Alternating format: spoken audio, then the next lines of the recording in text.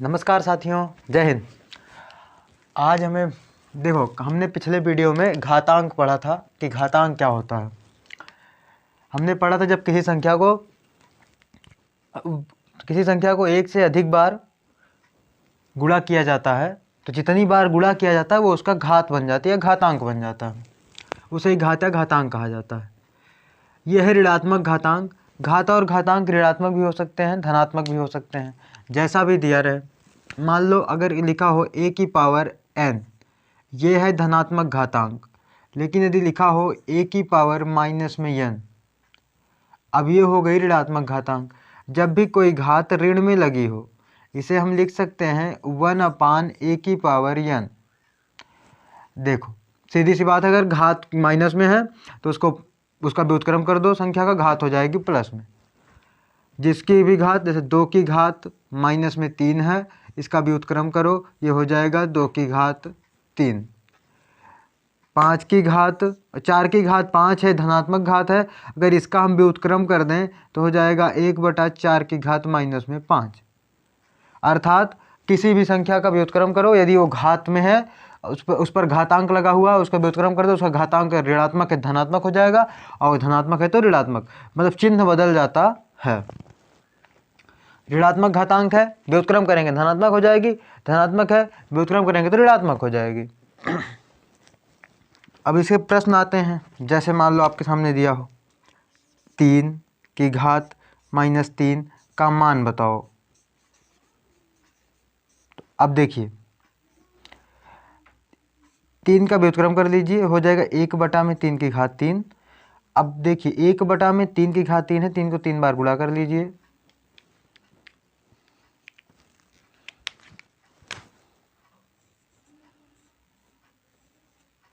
तो 3 त्रिक का 9, 9 त्रिक 27, तो 1/27 हो गया आंसर। जब भी कोई घात ऋणात्मक में हो उसका ऋणात्मक में मान निकाल लीजिए, उसका व्युत्क्रम कीजिए, घात हो जाएगी धनात्मक में, हल कर दीजिए। यदि प्रश्न दिया हो 3 की घात 5 का मान बताइए, का मान ज्ञात कीजिए, तो 3 को 5 बार गुणा कर दीजिए,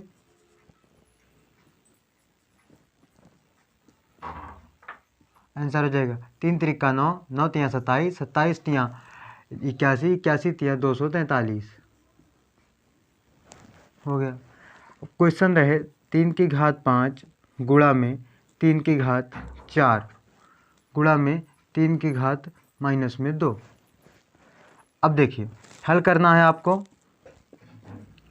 तो आधार समान है, तीनों ही आधार देखिए 3 है, 3 है, 3 है, आधार समान है। हमें नियम पता है, जिन्होंने पहला वीडियो देखा होगा उन्हें पता होगा, नहीं होगा आप देख लीजिएगा।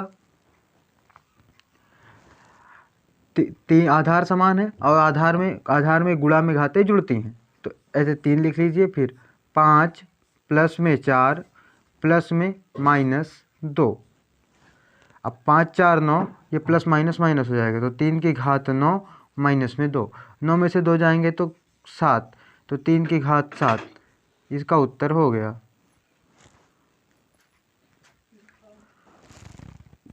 ठीक। मान लो तीसरा क्वेश्चन दिया हो 7 की घात 5 भाग करना है 7 की घात 3 से। आपके पास क्वेश्चन है आधार दोनों में समान है, आधार समान है, भाग में घातें घट जाती हैं, तो 7 की घात 5 माइनस में 3, 7 में से और 5 में से 3 जाएगा तो 7 की घात बचेगा 2। ये हो गया उत्तर, आसानी से आ गया। हम इन्हें मिटाते हैं।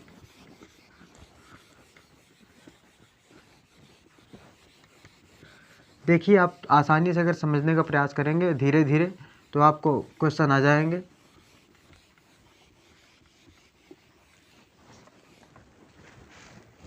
अगला क्वेश्चन करते हैं बच्चों।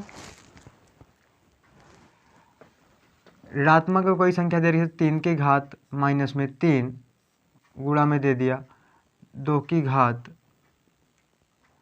2, ऐसा क्वेश्चन दिया हो, आपको गुणा करना हो, तो कभी कभार दे दिया है, इसको पहले ही कर लीजिए। देखिए ना यहाँ पे आधार समान है ना ही घातें समान है, तो हम कोई नियम लगा नहीं सकते। इसमें कर सकते हैं कि पहले कर लेते हैं 1/3 की घात 3, इसका व्युत्क्रम कीजिए, घात हो जाएगी धनात्मक में, गुणा में 2 की घात 2 है ही, उसे रहने दीजिए। अब गुणा कर लीजिए 1/3 को 3 बार गुणा में यहाँ 2 को 2 बार गुणा, तो 3 त्रिका 9 यहाँ 27, तो 1/27 गुणा में 2 दूनी 4, 4 के बटा में कुछ नहीं उससे तो हम 1 मान सकते हैं। अब 4 एकम हो जाएगा 4 और 27 एकम 27, 4/27, इसका उत्तर हो गया। आपको यदि ऐसा प्रश्न मिले तो पूरा गुणा करना है, पहले संख्या को अगर ऋणात्मक है तो पहले उसे व्युत्क्रम करना है, धनात्मक बन जाएगी, फिर आप कर पाएंगे।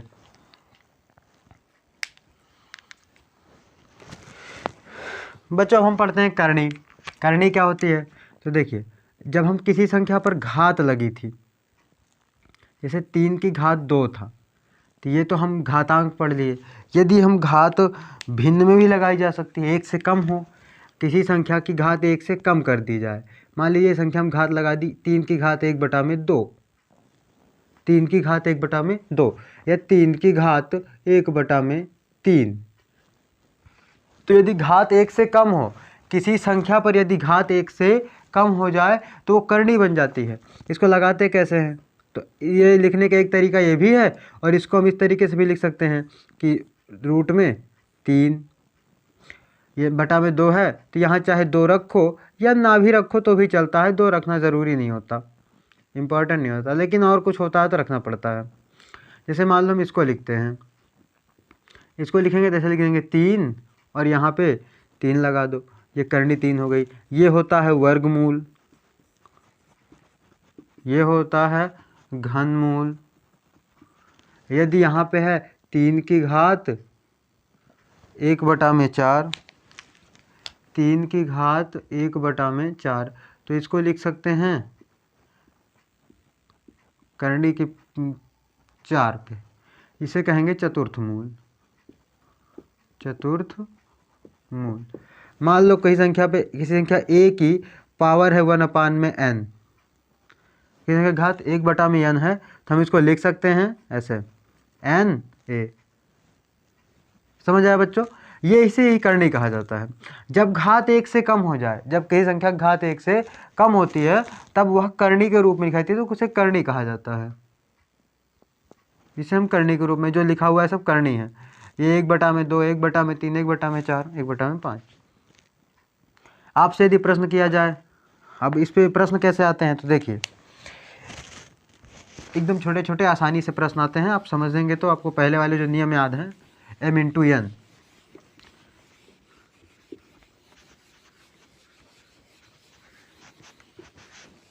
हमने कल पिछले वीडियो में एक रूल पढ़ा था कि यदि a की पावर n×m होता है तो उसका मान हो जाता है a की पावर n×m। ठीक, ये पढ़ा था। अब मान लो तुमसे कहा जाए कि रूट 2 में अब 4 का अंश हल निकालना है, किसका? इसका हल क्या होगा? तो देखिए हम इसको लिख सकते हैं कि 4 की पावर 1/2 लिख सकते हैं। 4 को क्या लिख सकते हैं? तो देखिए 4 को लिखा जा सकता है, 4 को 2 की पावर 2, हमें पता है कि 2 दूनी कितना हो जाता है? 4 हो जाता है। 2 दूनी क्या हो जाता है? 4। तो हम 4 को 2 की घात 2 भी लिख सकते हैं कि 2 को 2 बार गुणा हो रहा है, और इसकी कुल पावर कितनी है? 1/2। अब a की पावर n इंटू a की पावर n की कुल पावर m, वैसे हम इसे मल्टीप्लाई कर देंगे, तो 2 की घात 2 गुणा में 1/2, 2 एकम 2, लेकिन 2 पहले यहाँ भी है यहाँ भी है, 2 से 2 क्या हो जाएगा? कैंसल। 2 की घात कितना बचा? 1। जब किसी की घात 1 होती है तो उसे लिखना इंपॉर्टेंट नहीं होता, ज़रूरी नहीं होता, तो आंसर हो जाता है, इसका हो गया 2। अब आपसे ऐसे कहा जाए कि आप आंसर निकालें, लिखा हुआ है 27, 27 पे निकालना है क्यूब रूट का, मतलब 27 की करनी 3 लगी हुई है। अब निकालिए, तो देखो पहले तो हम 27 की घात कुल लिख सकते हैं 1/3। क्या लिख सकते हैं? 1/3। हमें पता है कि 27 जो है वो 27 को लिखा जाता है कि 3 का गुणा में 3। ये 27 को लिखा जा सकता है क्योंकि 27 गुणनखंड होता है 3 गुणा 3 गुणा 3। निकाल लेना अभाज्य गुणनखंड। इसका निकला 3 का गुणा 3 गुणा 3 गुणा 3। इसकी कुल घात है 1/3। 3 कितनी बार गुणा हुआ है? 3 बार। जब 3 बार गुणा हुआ तो घात कितना आएगा? 3 आएगा। तो 3 की घात 3 की कुल घात 1/3। अब वही m × n गुणा कर लो। 3 की घात 3 गुणा में 1/3। 3 से 3 हो गया कैंसल। कितना बचा? 1। 3 की घात 1 यानी कि 3 हो गया आंसर। समझ आया? बहुत अच्छे। आगे क्वेश्चन करते हैं।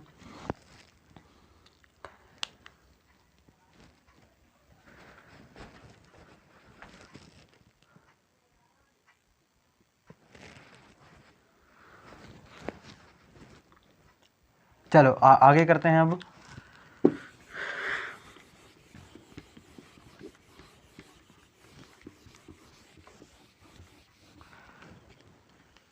मान लो लिखा हो कि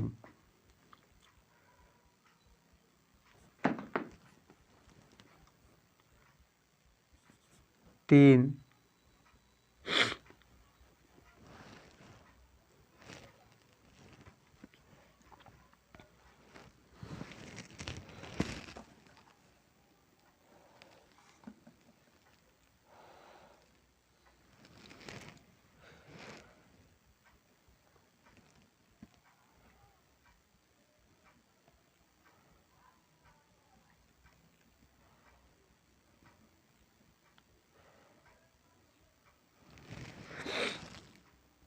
एक क्वेश्चन मान लो दिया जाए 243।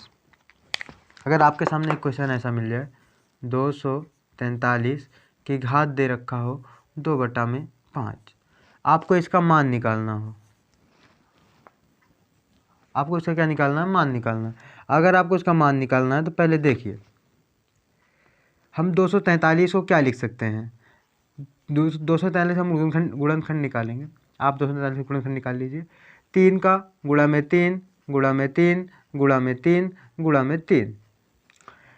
243 का गुणनखंड आएगा 3 गुणा 3 गुणा 3 गुणा 3। कुल घात कितनी है? 2/5। आगे 1 2 3 4 5 कितनी बार हुआ? 5 बार गुणा। क्या लिख सकते हैं? 3 की घात 5। इसकी पूरी घात है 2/5। फिर वही फार्मूला m × n।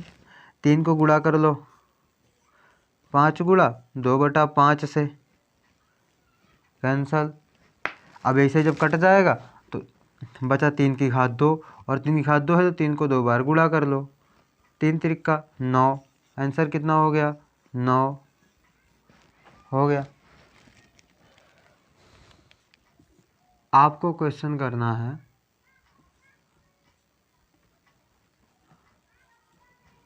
इसका मान निकालना है। अब देखिए 64 का क्यूब रूट दे रखा है घनमूल, उसको आपको निकालना है। तो आप 64 को लिख सकते हैं। यहाँ पे 3 है 1/3 कर लीजिए, तुरंत हो गया। अब 64 का गुणनखंड निकाल लीजिए। कितना आएगा? 2 2 2 2 2 2 की घात 1/3 है। 64 का कितनी बार गुणा हुआ है? देखो 1 2 3 4 5 6 बार है। 2 का गुणनखंड 2 की घात 6 अब बटा में कितना? 1/3 गुणा कर लीजिए। अब हो जाएगा 6 गुणा में 1/3। 3 एकम 3 3 दूनी 6 2 एकम 2 तो कितना हो जाएगा? 2 की घात 2 और 2 दूनी 4। 2 दूनी 4 हो गया आंसर।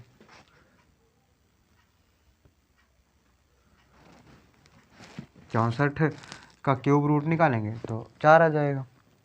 इस प्रकार से आप जितने भी प्रश्न मिले आपको करनी के या घात या घातांक के आप आसानी के साथ कर सकते हैं।